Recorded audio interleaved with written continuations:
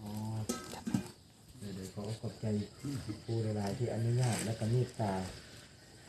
ให้ได้มาหามันนี่ก็โอ้ดีอกดีใจเพราะว่าจะถือว่าเป็นอันนั้นนะปูเรื่องข่าวได้กินลายมือของปูเนี่ยแม่น